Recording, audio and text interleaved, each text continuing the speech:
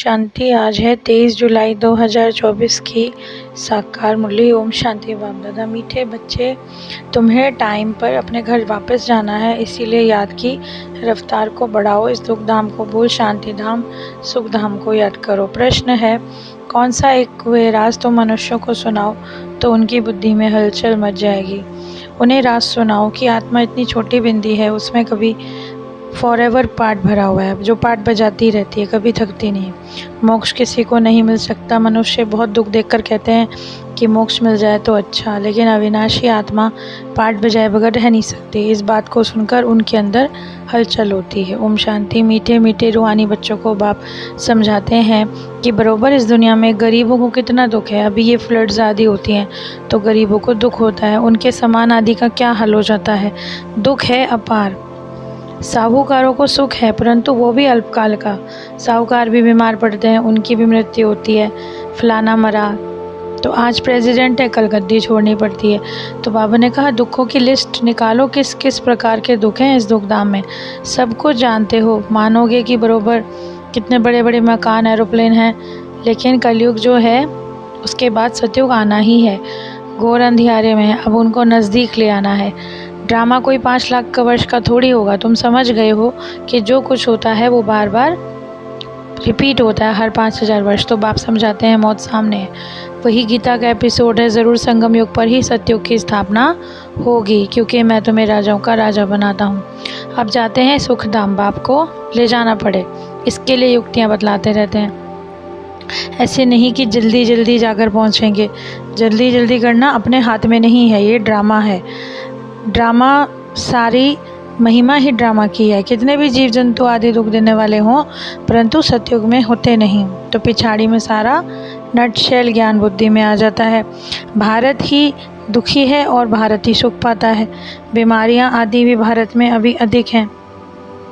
यहाँ मच्छरों सदृश्य मनुष्य मरते हैं, क्योंकि आयु छोटी है। सतयुग का तो नाम ही पैराडाइज है, वहाँ सतो प्रधान है सारी आत्माएं। तो बाप बेट समझाते हैं कि दिन प्रतिदिन वे बातें सुनाता हूँ। आगे थोड़ी पता था कि पाठ है इतनी। बाबा तुम पाठ बजाते आए हो कि इतनी छोटी बिंदी में कैसे सारा पाठ भरा हुआ है। तो बच्चों को समझ पड़ती है, आधा कल्प है सुख, आधा कल्प है दुख। इस दुख को देखकर मनुष्य कहते हैं इससे अच्छा तो मोक्ष पालें, परंतु मोक्ष नहीं मिल सकता।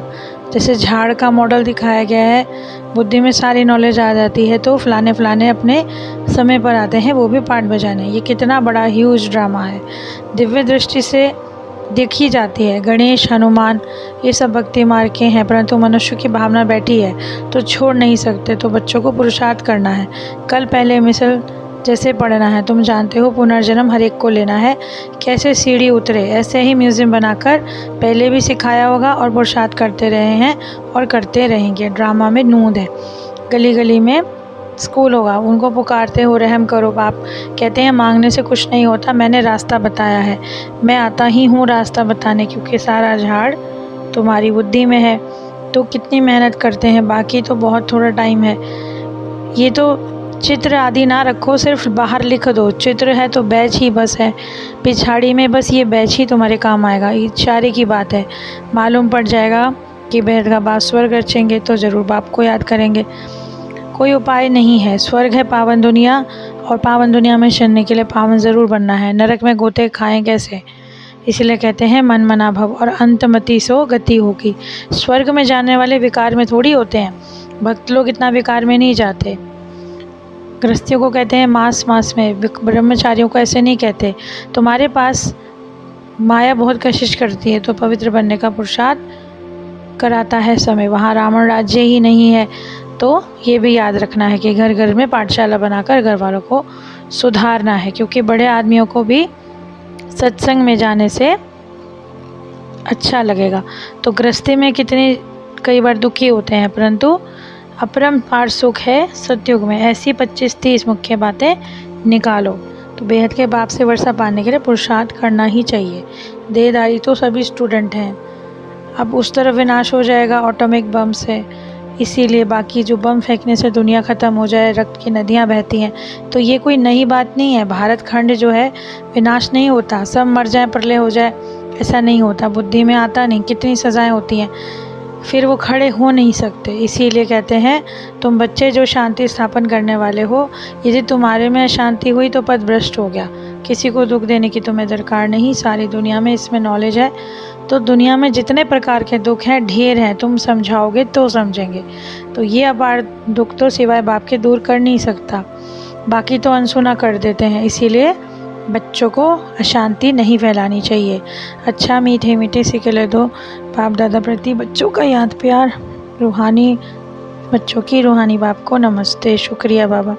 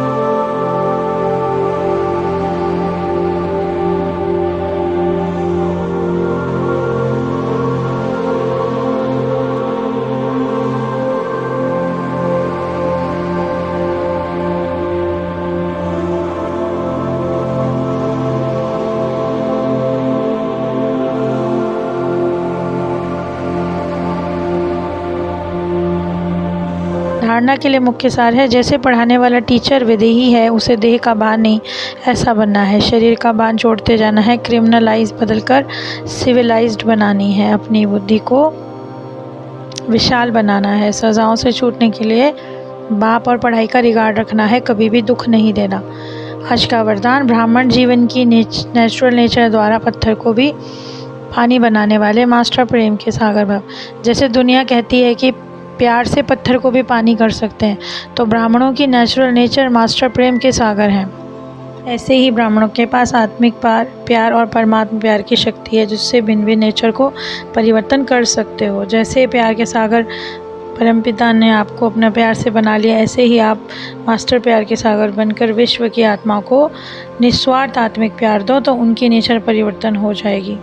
स्लोगन है, अपनी विशेषताओं की स्मृति में रख, उन्हें सेवा में लगाओ तो वृत्ति कला में रहेंगे।